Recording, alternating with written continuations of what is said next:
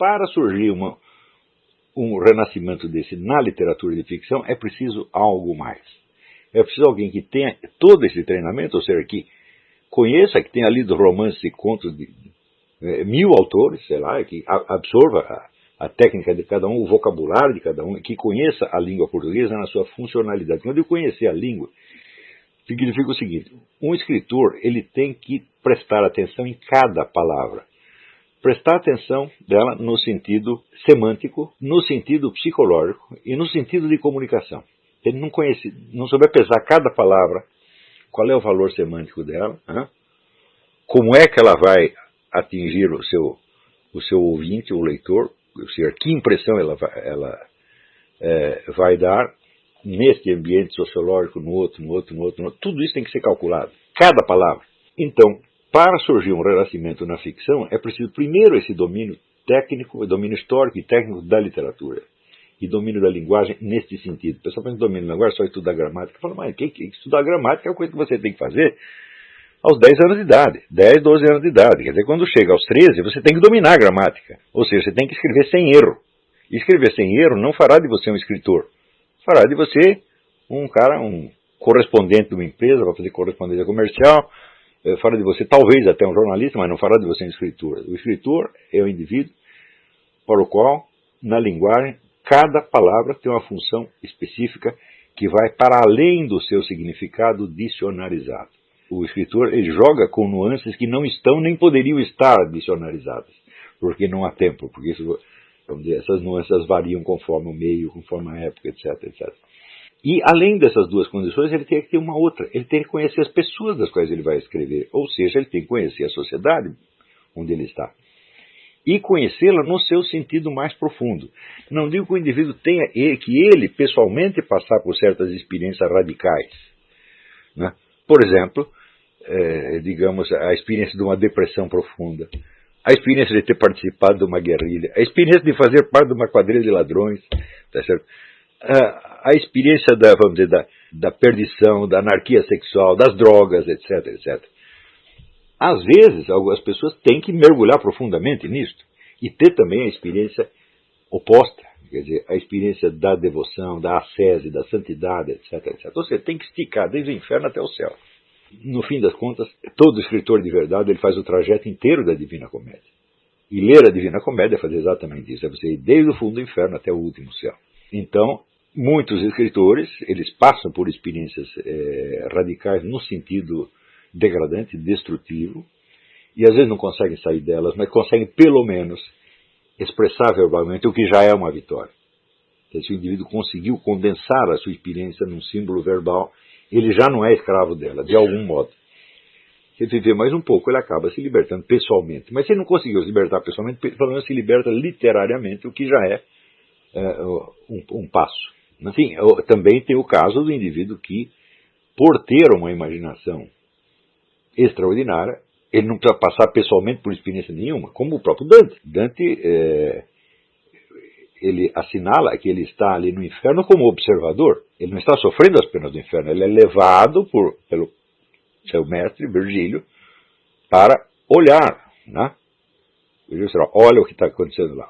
Quer dizer, a experiência do Dante é puramente visual, o que significa que ela foi vivida inteiramente em imaginação, sem a contrapartida muscular, epidérmica, etc.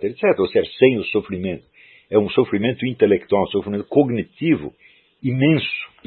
E, na verdade, se ele tivesse que passar por essa experiência fisicamente, ele não aguentaria, evidentemente. Vamos dizer, o poder da imaginação do Dante e a sua abertura aos extremos da experiência humana lhe permite vivenciar toda esta imensidão de sofrimento como um sofrimento cognitivo, como um sofrimento intelectual, sem ele ter que passar pessoalmente por isto.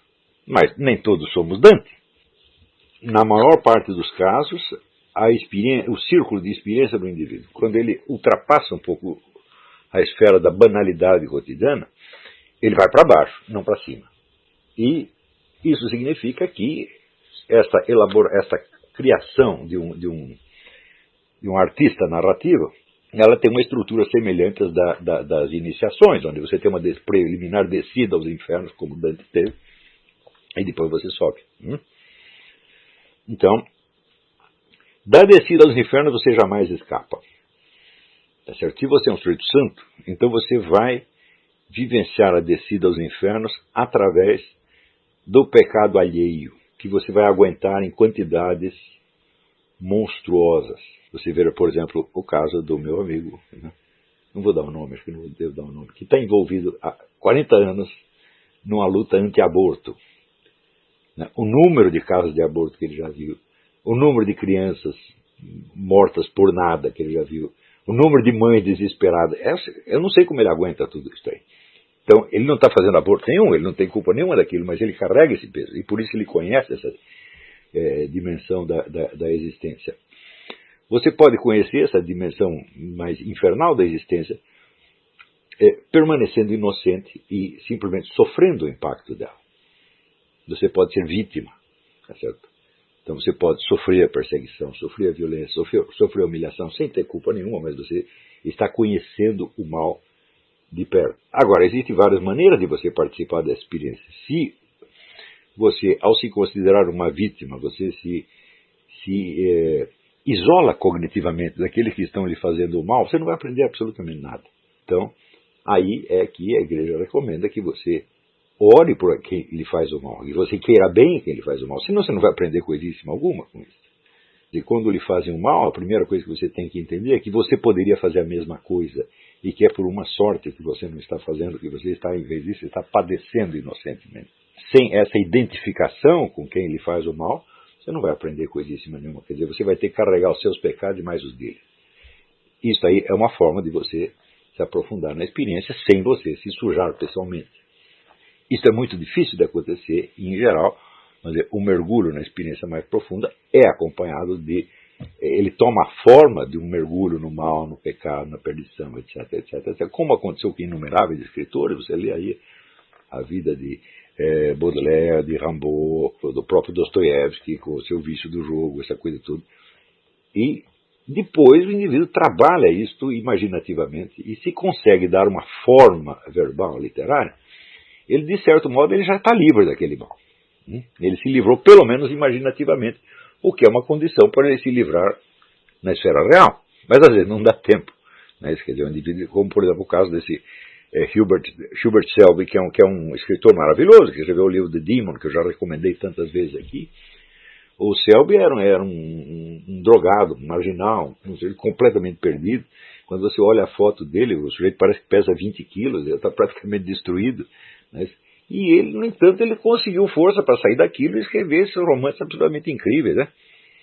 Então, é claro que a maioria que entrou nesse buraco não saiu de lá para escrever coisíssima nenhuma, não escreveu nem um bilhetinho de namorada, morreu por lá mesmo. Né? Mas, seja a experiência vivenciada fisicamente, seja imaginativamente, sem esse mergulho nos aspectos mais radicais e terríveis da experiência humana, não há conhecimento do ser humano, da alma humana. Tá certo? Então, este, vamos dizer, é talvez a maior deficiência da literatura brasileira no tempo em que ela era boa. Isso quer dizer que, em geral, a experiência retratada na literatura brasileira é uma experiência banal. O meu amigo Jerônimo Moscardo, que foi ministro da Cultura do Itamar, ele dizia que os temas da literatura brasileira é assim: ele usou minha escova de dente, ele roubou minha cueca. Esses eram os assuntos. Então, se você vai ver, em geral, é a experiência banal vivida por pessoas banais. Porém, essa banalidade tem um peso, essa banalidade tem uma força deprimente. E aquele que sofre o impacto desta banalidade pode transcendê-la, transformando-a em obra de arte, como é o caso do Machado de Assis. Machado de Assis, a vida inteira dele, ele só viu pessoas neste meio, medíocre, limitada, etc, etc. E, vamos dizer, aquela mediocridade, aquela banalidade pesava muito para ele, quer dizer, ele sofria isso, e ele absorvia o impacto da banalidade circundante e via que essa banalidade tinha um aspecto moral e metafísico que transcendia a própria compreensão das pessoas envolvidas. Então, algumas vezes ele caricatura isso aí, mas caricatura a banalidade com traços tão imensamente cruéis, onde você vê que por trás da banalidade está a presença do diabo. Quer dizer, o diabo é um grande banalizador. né? Banalizador e, portanto, dessensibilizador. A história do sujeito que está lá fazendo experiência, queimando as patas do rato na vela, só para ele observar, você diz, opa, é um cara banal, sujeito medíocre, mas tem um traço diabólico ali no fundo dele, né? Quer dizer, o Machado de Assis não vai descrever, por exemplo, um morticínio, uma cena de tortura, um estupro, nada assim. Ele mostra, quer dizer, a monstruosidade com o sofrimento de um rato, né? Então você vê, o mundo que ele está tratando é pequeno, mas ele, por trás desse mundo pequeno, ele vê a profundidade do mal. Não por coincidência, ele próprio levava uma vida rotineira e medíocre, onde ninguém sabia o que estava se passando na cabeça dele. Mas o homem estava evidentemente observando essas coisas todas, estava impressionadíssimo, tá certo? E chegou a tal ponto de depressão, de ver o que nós podemos chamar até a banalidade do mal, para usar a expressão da Hannah Arendt, né?